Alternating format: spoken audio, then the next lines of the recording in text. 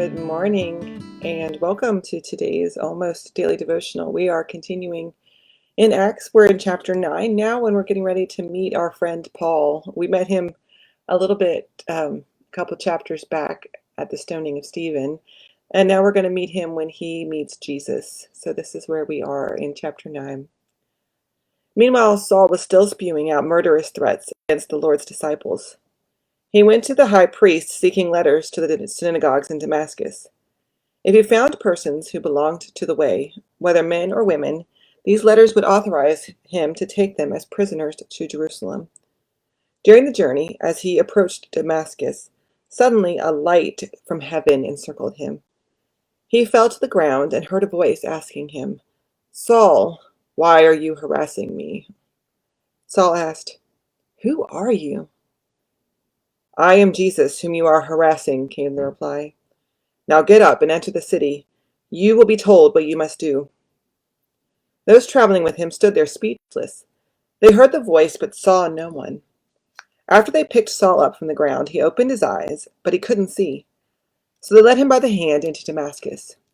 For 3 days he was blind and neither ate nor drank anything. In Damascus there was a certain disciple named Ananias. The Lord spoke to him in a vision. "Ananias," he answered, "Yes, Lord."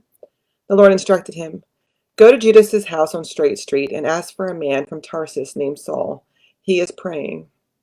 In a vision, he has seen a man named Ananias enter and put his hands on him to restore his sight." Ananias countered, "Lord, I have heard many reports about this man. People say he has done horrible things to your holy people in Jerusalem." The Lord replied, "Go. This man is the agent I have chosen to carry my name before Gentiles, kings, and Israelites." So Paul, or Saul, is the last person that the church would have picked to be the newest apostle for God's kingdom. Paul had persecuted them. Paul was a zealot, which meant he had no patience for other people and their experiences or their opinions. He was going to do what he wanted to do. I mean, he went to the temple to get permission to go and arrest people. He was not a nice guy. He was not um, like the others who had been picked, who were kind and or at least had seen Jesus in real life. There's no evidence Paul ever met Jesus when Jesus was in human form. And so that poses a problem because remember, the church decided that the only people who could be apostles were those who had seen Jesus, in the risen form. And so Luke, the author of Acts, solves this problem in an interesting way.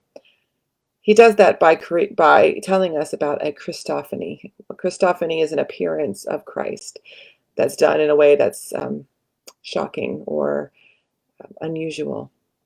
And in this case, the Christophany is the light that appears around Paul and the voice that he hears. This is a very common story in Greek literature. And actually it's in Second Maccabees, so it would have been familiar to the Jewish people as well. This was one of the ways that the gods said, "You, I pick you." So it happens throughout both pieces of literature that this is God's way of picking people, of saying, you're the guy, I'm picking you. It's by appearing in light and speaking to them. Now, Paul has to prove that he belongs.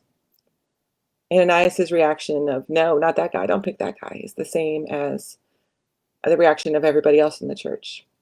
They couldn't believe God picked that guy, the one guy that they didn't like, the one guy that they thought um, was a bad guy, was the wrong guy. But that's who God picked. God picked the person who didn't seem like they were right fit. God picked the person who was going to lead the church in a different direction. God picked the person who was going to spread the church out. Because Paul was not from Jerusalem. So we have to remember that God often picks people for leadership, for direction, who we may think are strange or not the right pick.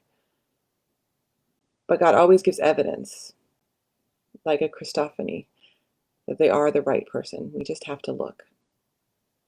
So who are we ignoring? Whose voice do we ignore that maybe we should be listening to? God bless.